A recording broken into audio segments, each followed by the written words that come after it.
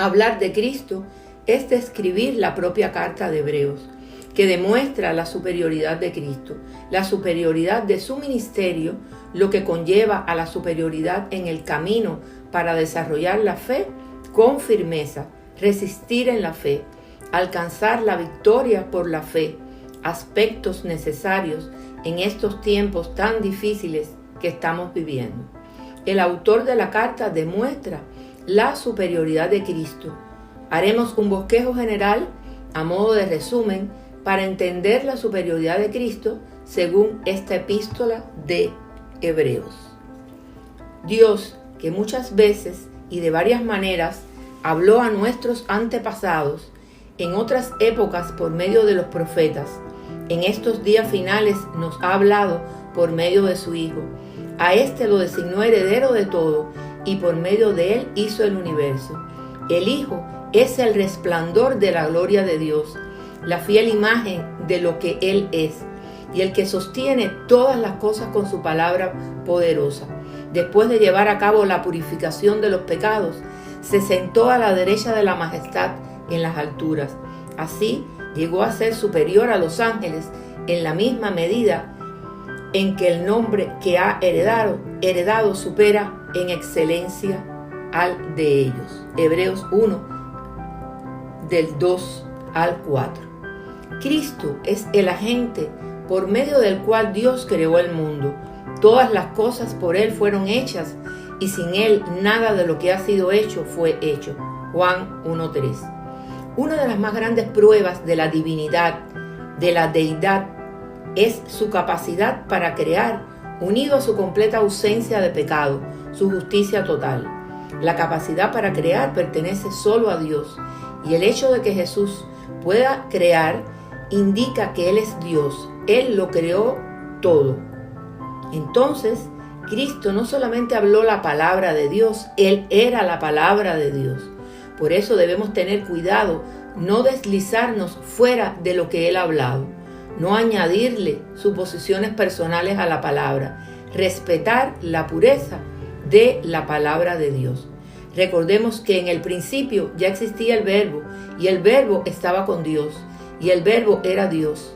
Él estaba con Dios en el principio. Por medio de Él todas las cosas fueron creadas. Sin Él nada de lo creado llegó a existir. En Él estaba la vida, y la vida era la luz de la humanidad. Esta luz resplandece en las tinieblas, y las tinieblas no han podido extinguirla, porque en Él habita corporalmente toda la plenitud de la deidad.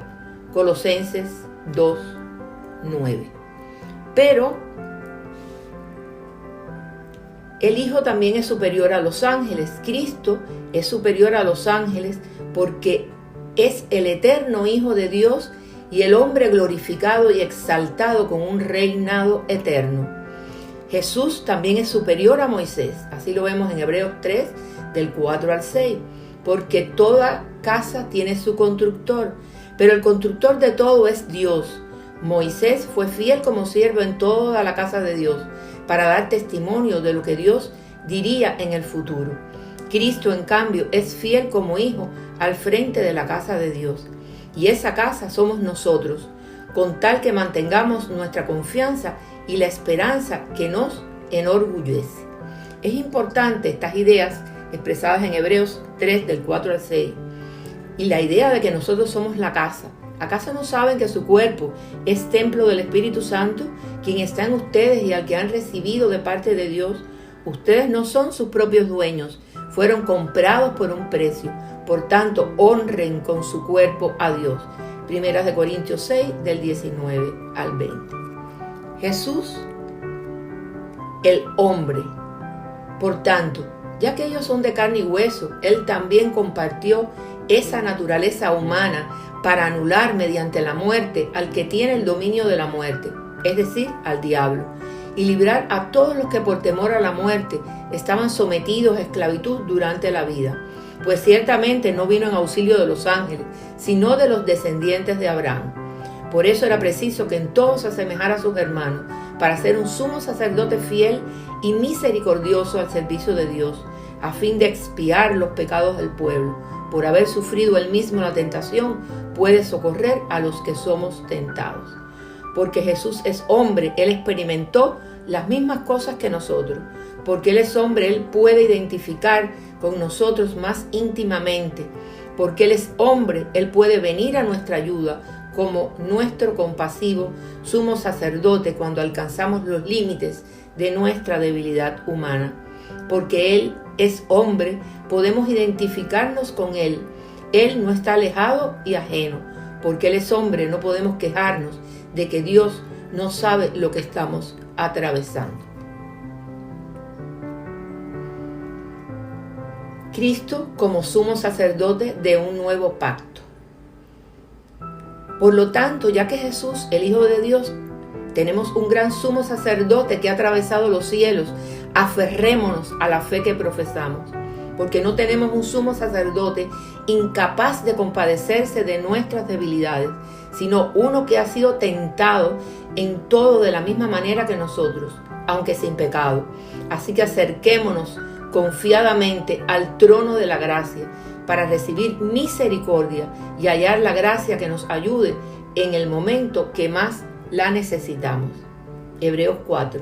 Ahora bien, el punto principal de lo que venimos diciendo es que tenemos tal sumo sacerdote, aquel que se sentó a la derecha del trono de la majestad en el cielo, el que sirve en el santuario, es decir, en el verdadero tabernáculo, levantado por el Señor y no por ningún ser humano. Hebreos 8:2.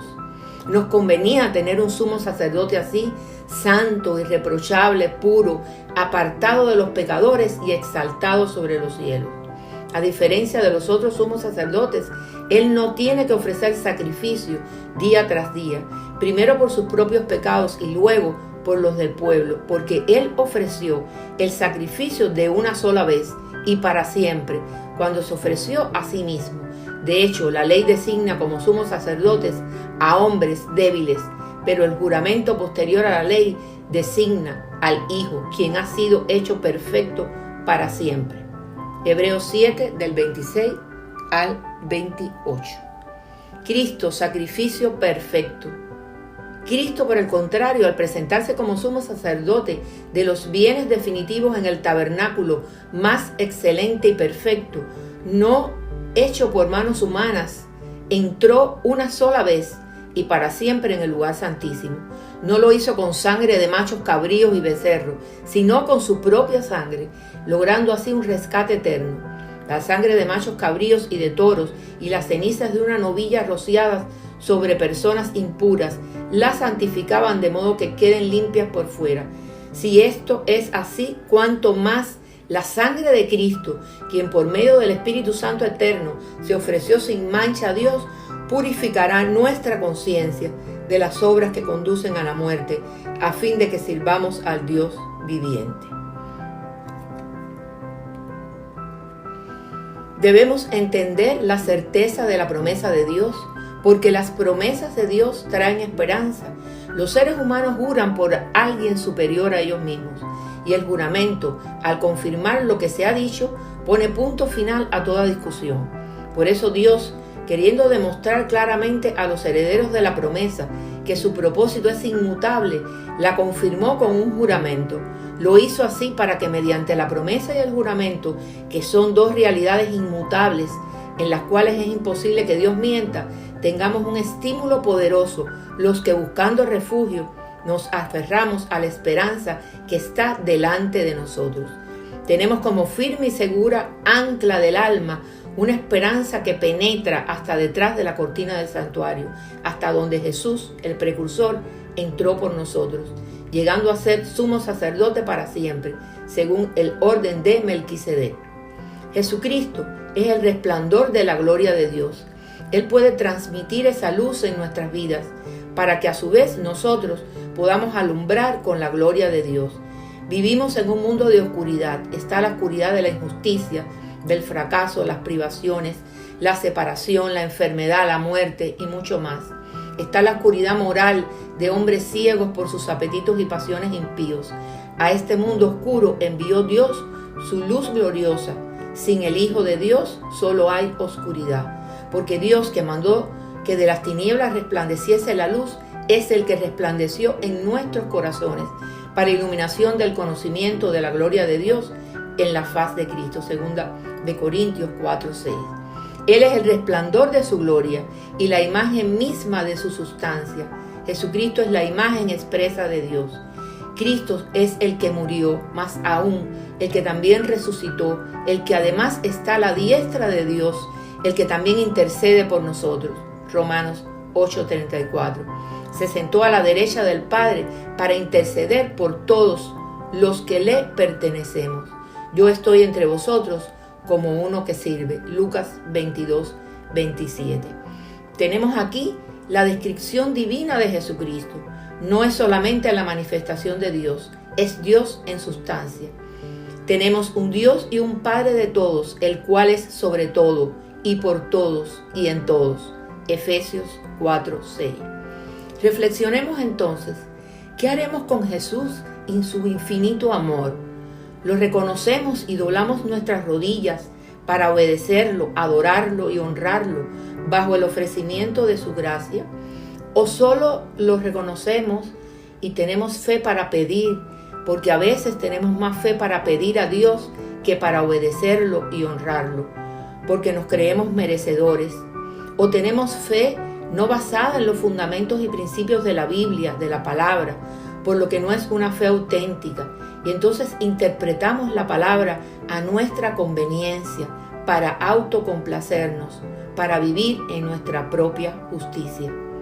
Debemos vivir para obedecerlo y adorarlo con actitud de honra a Dios, para que habite Cristo por la fe en nuestros corazones, a fin de que arraigados y cimentados en amor, seáis plenamente capaces de comprender con todos los santos cuál sea la anchura, la longitud, la profundidad y la altura, y de conocer el amor de Cristo, que excede a todo conocimiento, para que seáis llenos de toda la plenitud de Dios. Efesios 3, del 17 al 19.